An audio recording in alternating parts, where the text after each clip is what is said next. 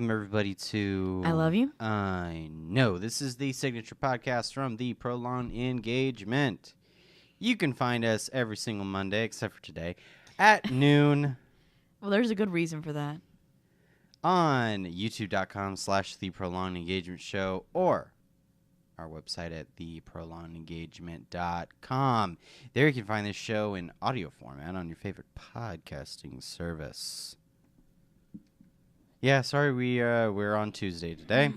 That's because this past weekend was Sarah's birthday weekend, and we went to New York City. Yep. And happy 4th of July. Yes, because 4th of July is today. Wink, wink.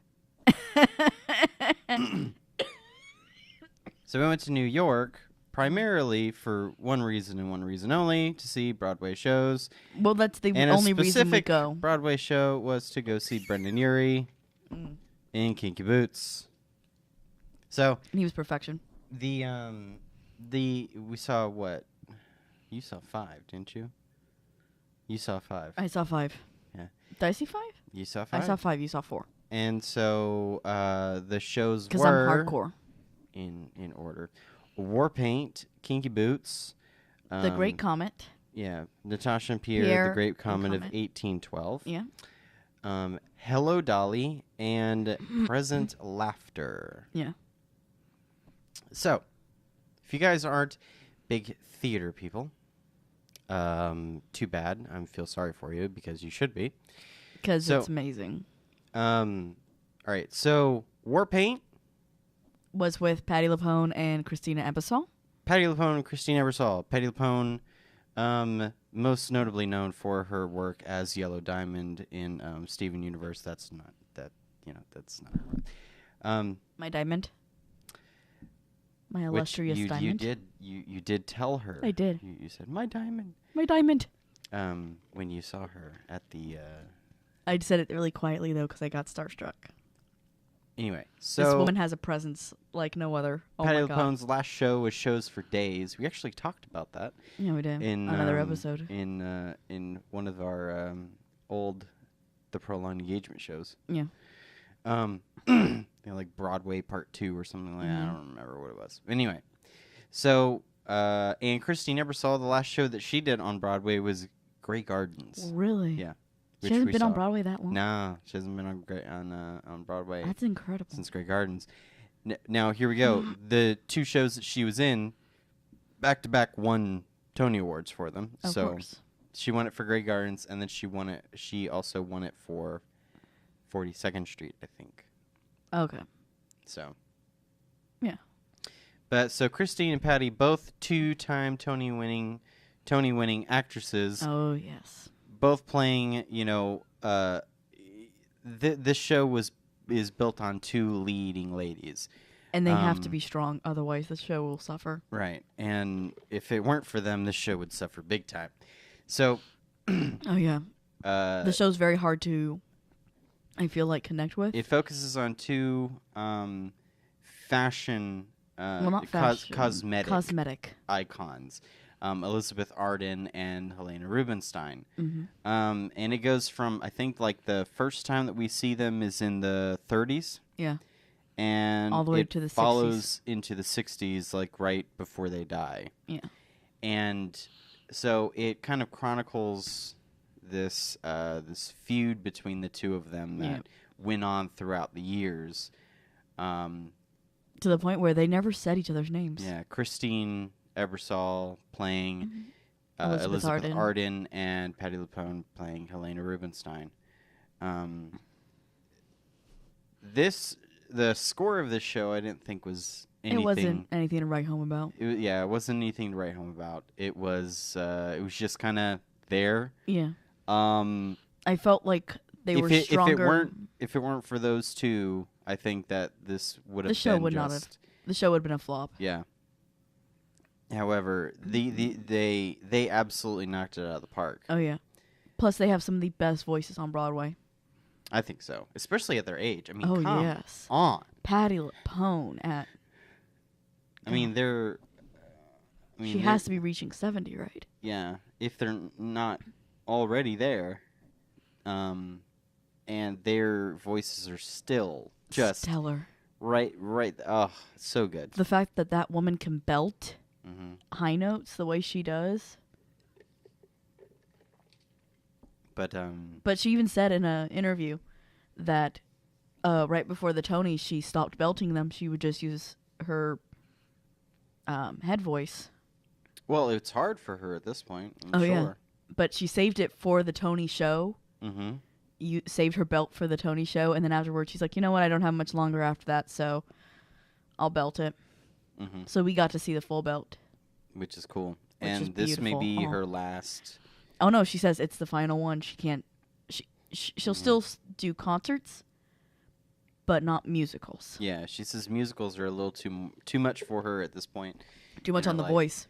So I could totally understand that one. Oh yeah, because you're doing matinees and you're doing night shows. Matinees and night shows all week long, pretty much. Oh yeah. So I mean that's insane. I can only imagine, and they're older, so. And specifically with that show, she has to use an accent. Mm-hmm. So that's even more difficult because she was singing with that accent. Right. I hate when people do that. When they sing with accents. But we'll talk about that later. I hate we'll when talk people about sing that later. with accents. Because like it especially especially when it's sing. Like an English accent. And she wasn't using English either. She was like using Polish. Yeah. But which is even more difficult on the voice because that's in the back of the throat. But so they use their accents. It's kind of like I had a problem with Matthew Morrison when he was in Finding Neverland. Oh, because he sang with the accent? Yeah, he sang with the accent. And I'm like... Well, so did Stark Sands in Kinky Boots the first time we saw. Not really. Not as bad as some of the other ones, I will say. Stark Sands did not sing with an accent. Do I need to bring up the music? Because I swore he did. He would speak his lines in an English accent, but not sing. Okay. Not really. Maybe I need to re-listen to him. Yeah, I think so. I mean, the person who did not put the accent in at all was Brendan Urie. God, it was hilarious. But then again, loved it. It's like there was no way that he was going to be able to sing like that. No, he he barely talked like that. Yeah. He did a good accent for speaking, though. It was very odd, though. He did a very, very good job. I was very really, good. really impressed. But I thought that was really funny, the way that the way his English accent we sounded. didn't see a bad show. Oh, no. The whole time. Warpaint was... Okay, the first act of Present Laughter was god-awful. But the second act made it all worthwhile. Yeah. So... Well, I don't know why they just didn't cut off that first half. I know. I could have done without the whole first act, but anyway. The second act made it all worthwhile to sit through the first one. It was really good. So and Kevin Kline won the Tony for that one too. So because he was excellent. He was just perfect in that show. Yeah.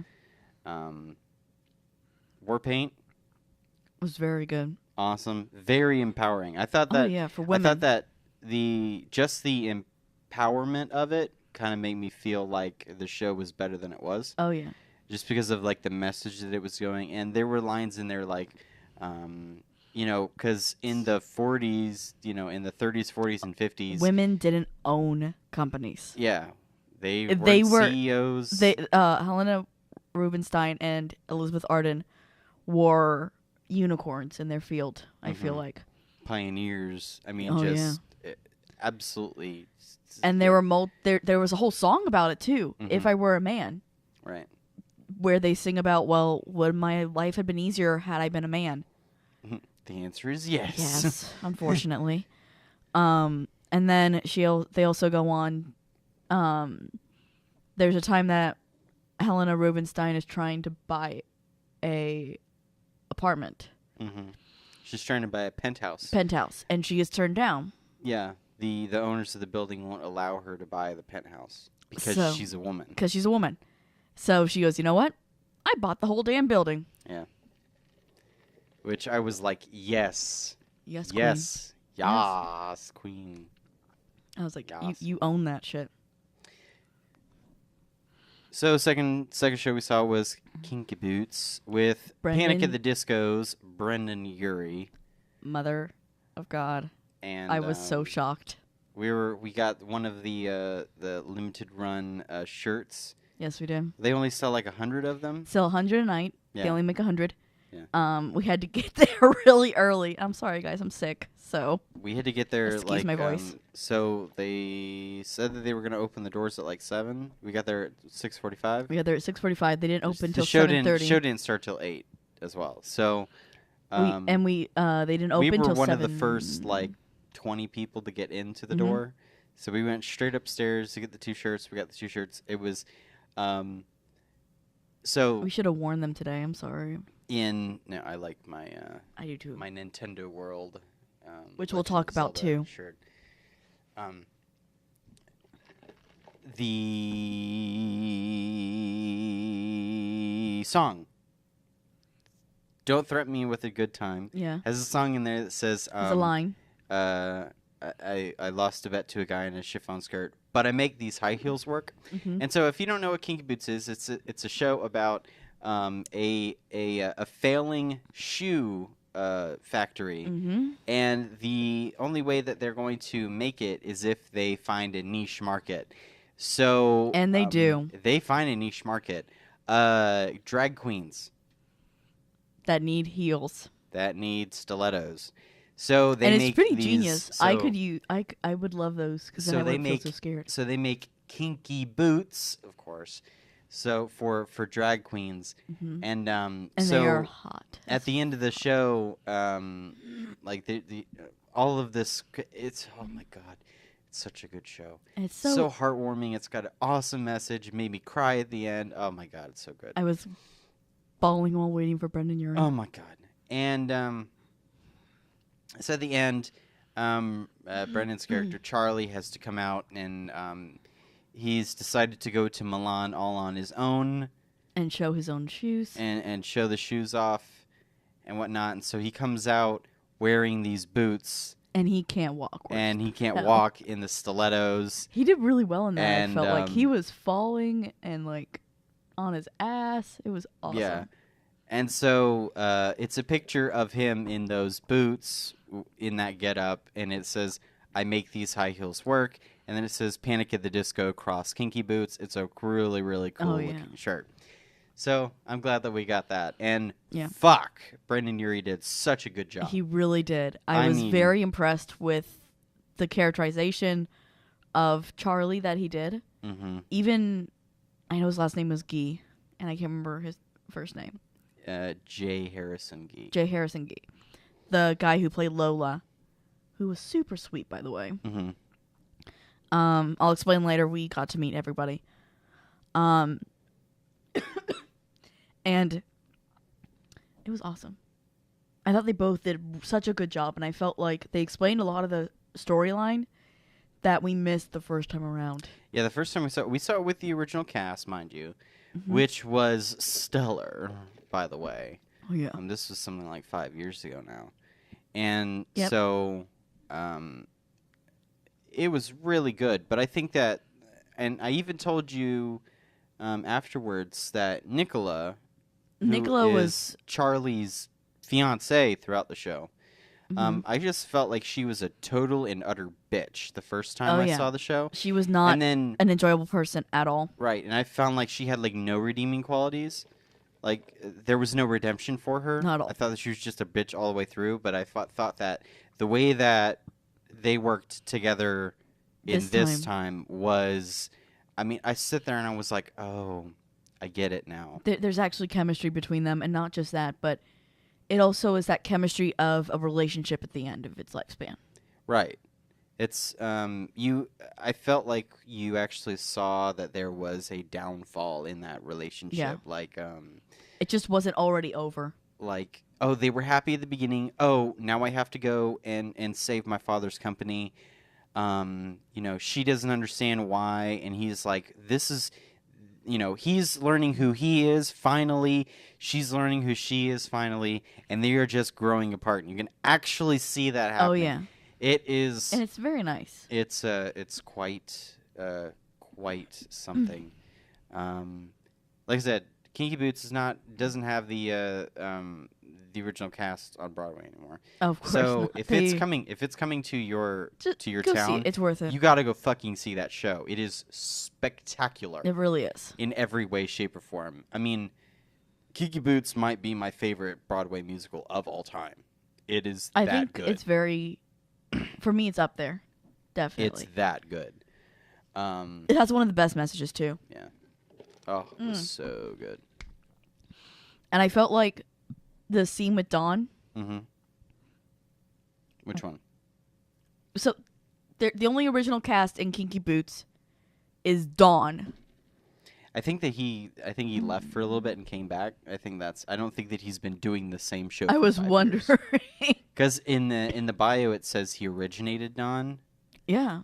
So I'm thinking like, did he leave, come back? Like, I don't know. I don't know. Like, I cannot see him being in this show It's for possible. 5 years. It's possible. It's possible, but I just don't see it. That'd be incredible. Happening. That would be something. All right, but and then I don't want to, I've already kind of spoiled some parts of it. I know. So I want people to go see it. It's perfect. It's fun. It's a perfect show. I swear to you, you will be dancing in your seat. Music by Cyndi Lauper, book by Harvey Firestein. You can't go wrong. You can't go wrong. So the third show was just you and your father. Yeah, my dad and I went. Natasha, Pierre, and the Great Comet of 1812. Go for it. So that was a really fun show. Unlike a normal Broadway show where there's a strict fourth wall and you're just watching it as an audience member, there was no fourth wall to be had. Because you were on the stage, right? I sat on the stage. And, well, not just that, but the actors are literally running around the entire audience the entire show. Mm-hmm. So even if you were sitting in the normal seats, they're still all around you the whole show. Yeah. Which is really fun, I thought. It was a really fun show, and I don't want to ruin anything. But it's an insert from War and Peace. Mm-hmm. It's set in Russia. If you want to see what the whole feel of this show, the Tony Awards this year had a musical piece from The Great Comet. Oh yeah. So you can see that. Do you want to insert a link down below? I'll put a card up here. Okay. Because it was a lot of fun. Like, I can't describe this very well because of how it felt. So Josh Groban was in it, and he was honestly no farther than I am sitting from Kyle. Mm-hmm. There were multiple times that I could have touched him, and I know a lot of people would be jealous. Which is really fun. But like, so the actors are running around you, they're singing, they're dancing, they're actually interacting with you, during the show. Mm-hmm.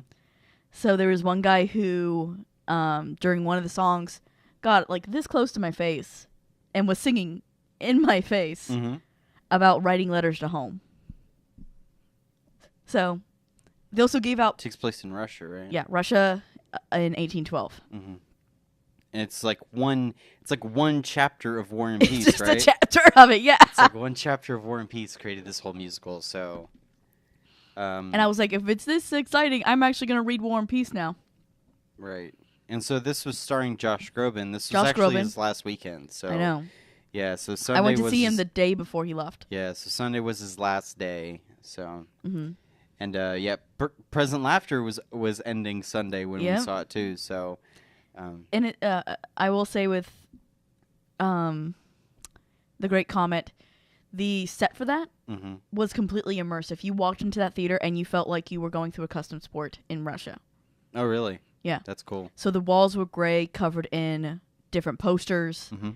And then I had to show my ticket, and they went, "Okay, go upstairs, go that way," and they were kind of curt with me. Like, okay. So I go up the stairs, and of course, me being the klutz I am, I fall into the wall. Mm-hmm. And then I realize, holy fuck, it's a set. Mm-hmm. I was walking through more set. That's awesome. And so I get to the top of the stairs, and I enter, and I'm walking on the set of the show. So I had to get where I saw Josh Groban standing a couple minutes later. I get to walk on to my seat. So it's not like a show you've ever been a part of because it's not, and there's like no shows that let you be on the stage during that shit. No. So and the fact that everyone's running around you and interacting with you. There were multiple times that actors were sitting with audience members. Oh yeah. This poor woman. There was a character named Anatole, who is a ladies' man. Very attractive, actually, I will admit. And he takes her, touches her like this, and gets right up in her face and starts whispering and talking to her. And she turns bright red. She's totally embarrassed.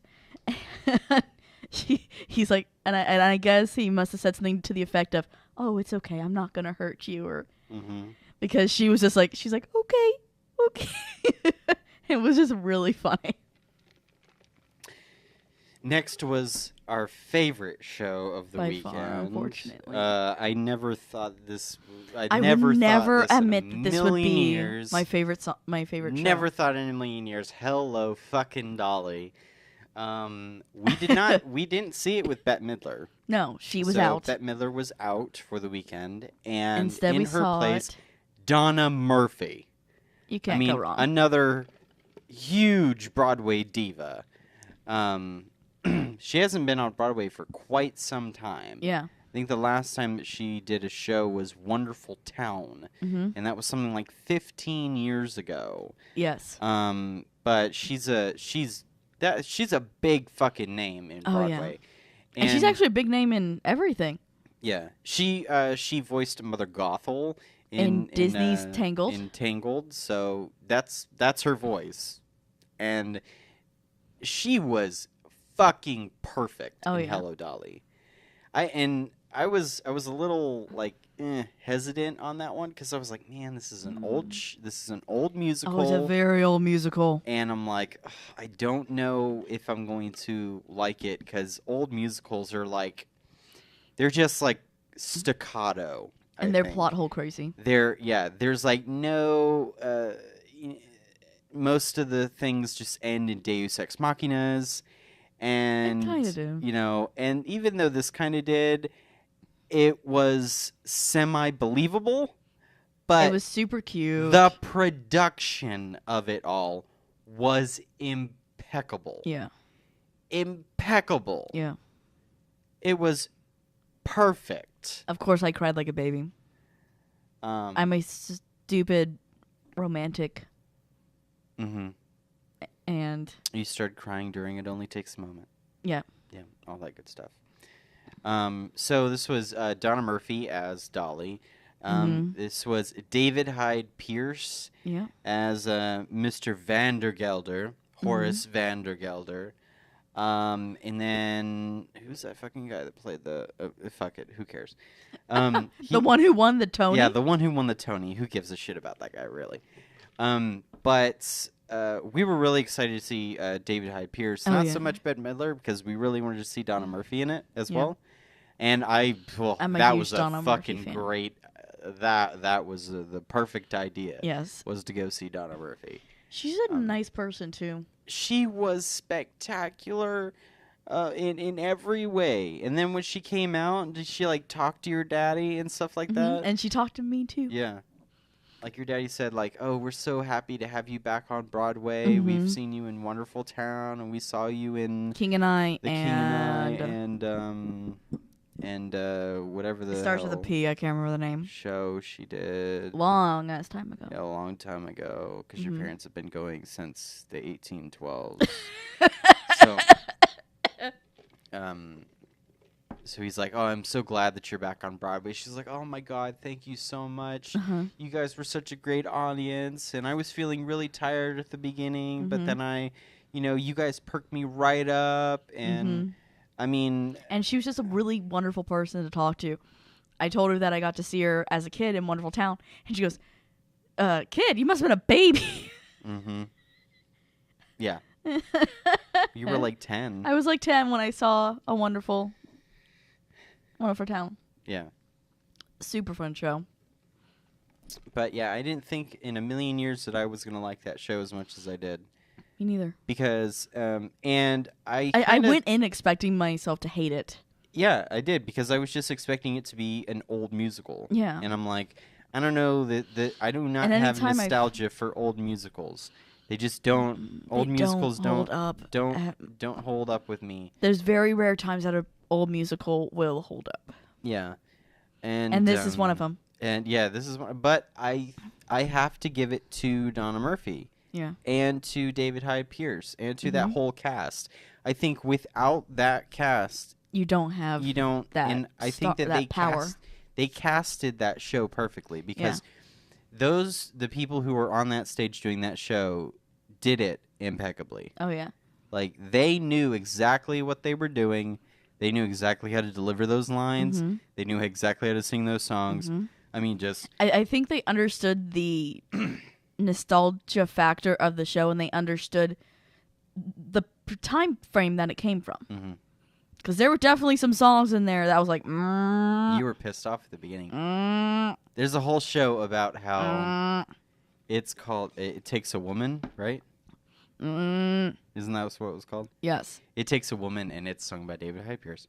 And it's a song all about how women take care of the home and clean and cook and all this stuff. And it's supposed to be a joke. And they sing it like a joke. Oh, yeah. The men of the whole thing sing it like a joke. But at the same time, you could hear all the women in the audience go, yeah.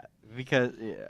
And it's such and it's an funny that song. It's funny that they have a song like that, because Dolly is such an entrepreneur in the show.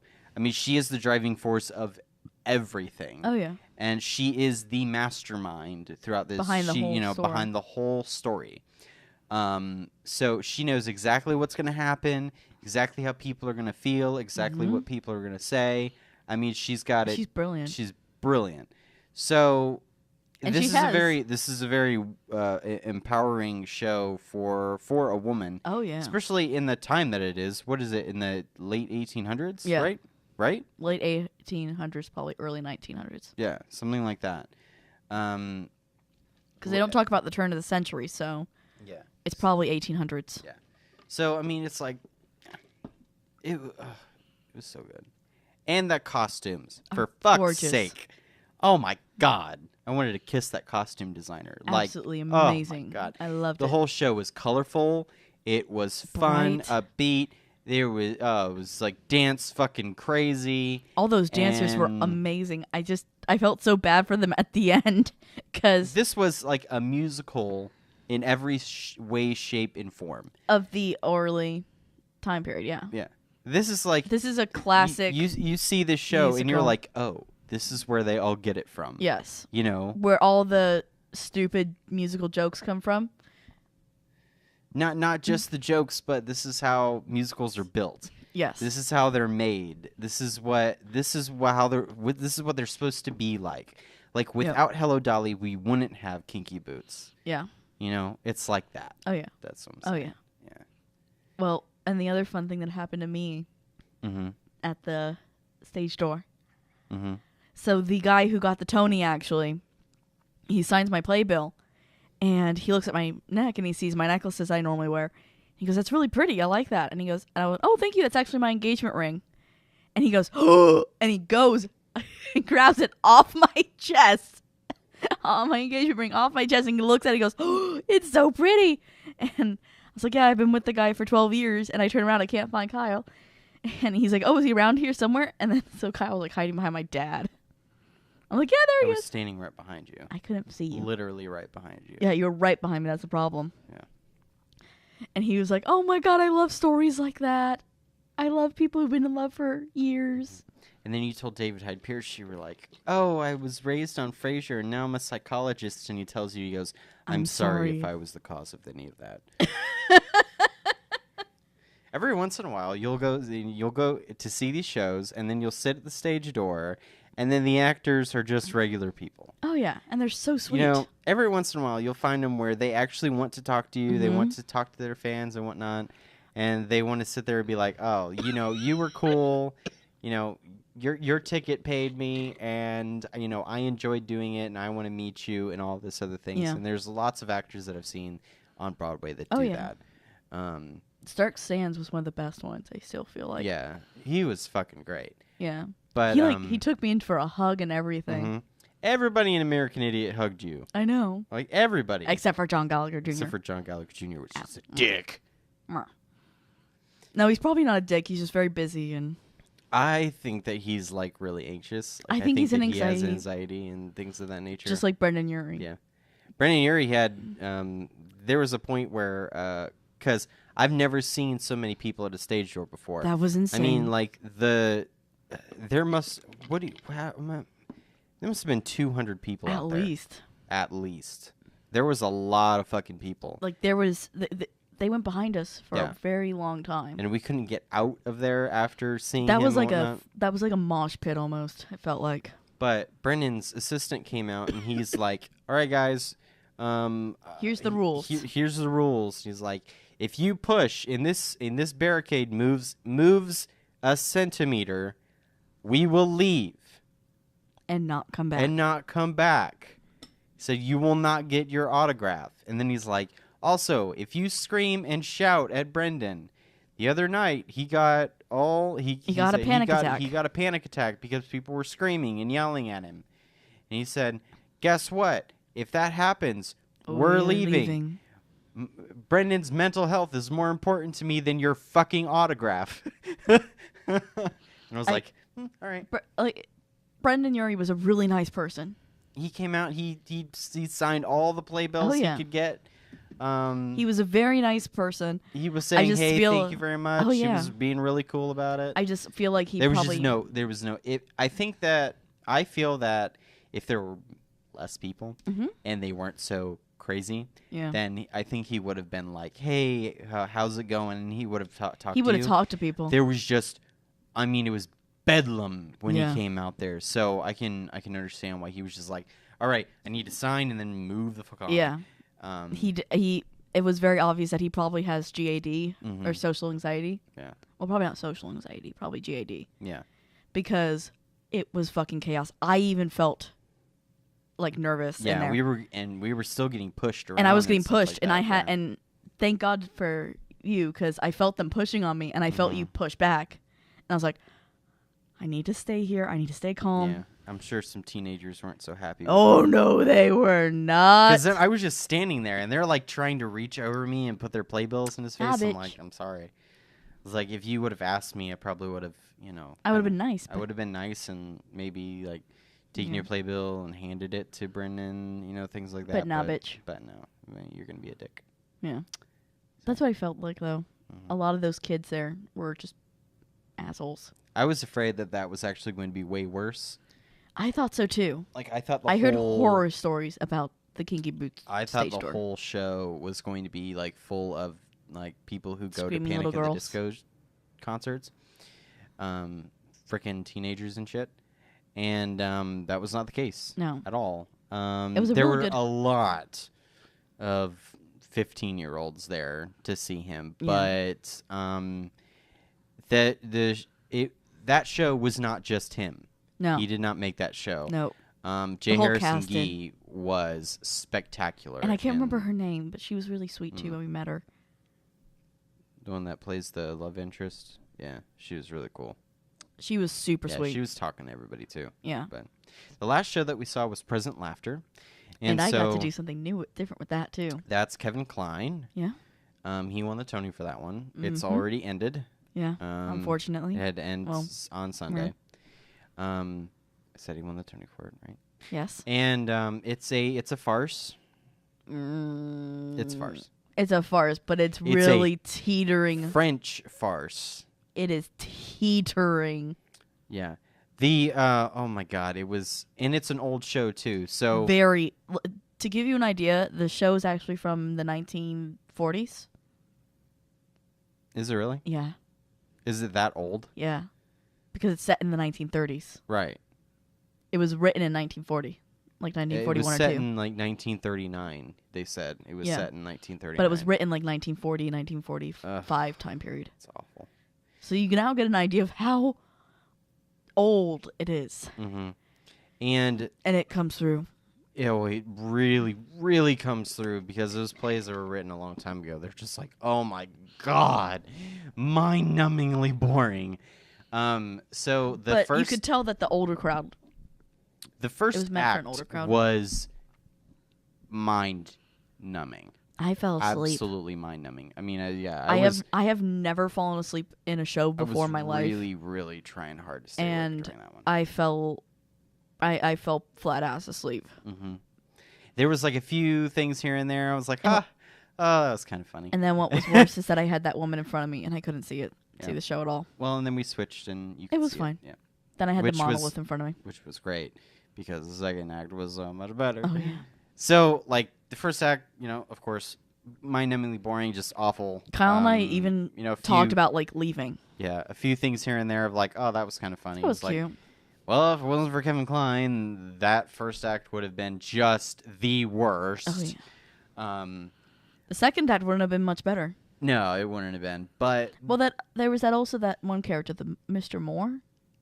I hated him. Everything that he was in, I hated. He was the worst part voice. about that show. I'm telling you, if he was not in it, that show would have been a million times better. Yeah. He did not need to be in that show at all. So fuck that guy.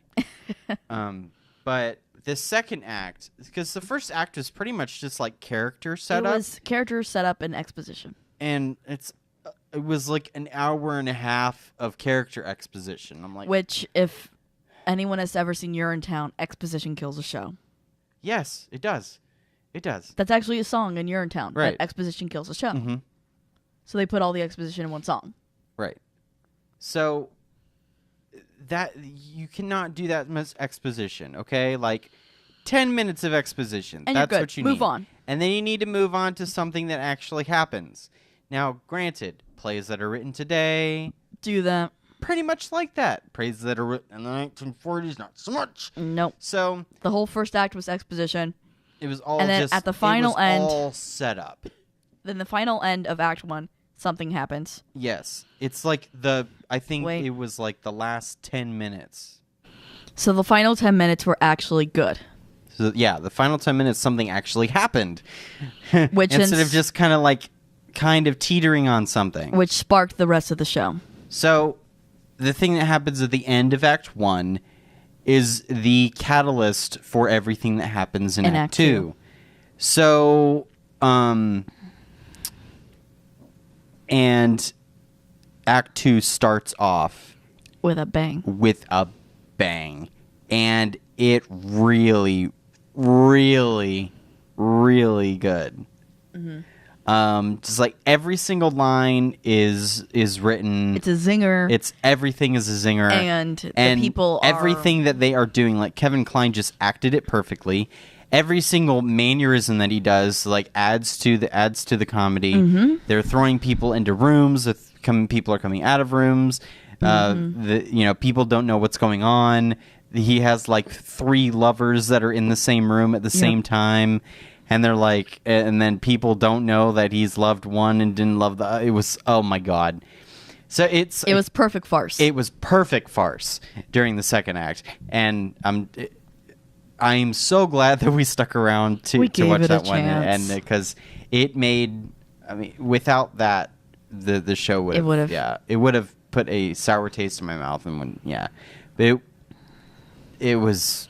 But it's fantastic. Much better, and I totally understand why he won the Tony Award after seeing Act 2. Oh, yeah. Because he was the only thing driving it in Act 1. Mm-hmm. And then he was absolute perfection in Act 2. Yeah. I mean, it was too good. It was too good. Really, really. It was very well done. Really, really good. So I'm really, And then we went to Nintendo World. Yes. When did we go there? June 30th.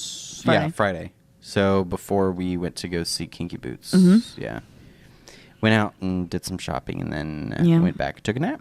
Yep, and we found Mom's Mother of the Bride dress. Yeah, so that was good.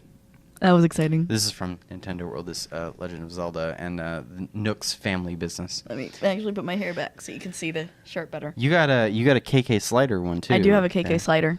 It's KK, but he's doing DJing because he DJs in the New Leaf.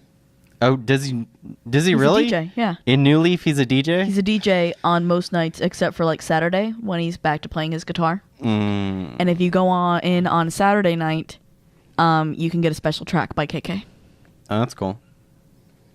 But, so, I'm such a nerd. And we got like 4 amiibos. 4 amiibos. Right? We got 2 Animal Crossing ones. 2 Animal Crossings. We got a Kirby. Dr. Mario and Kirby. Because I hadn't seen those anywhere else. I have never seen those. And I didn't see the Animal... What was the Animal Crossing? Blathers and Rover. Oh, Blathers, yeah. I love Blathers. Fucking owl, man. Yeah. I want to play with those we should play we should play another one, yeah. The Animal Crossing Amiibo Festival. Well, you didn't. That's only on the Wii U. I can plug it in to do that. Just saying. That's the only game I'd pull out the Wii U to play again. It's fun. This is actually fun and it's so cute. It makes you happy. Anyway. And the other thing I got to do for Present Laughter was I got to go on a backstage tour. Oh yeah, I totally forgot about talking about that. So and that you got to go up on the set and see the prop tables. I got to see all the prop tables. I love prop tables so much. We didn't have to go to the stage door for that one because you got a signed playbill with everybody. Signed playbill from all the cast. Everybody that was on there, so that was pretty cool. And I actually got to meet one of the actors. Yeah. And he was super nice. Like, amazingly nice.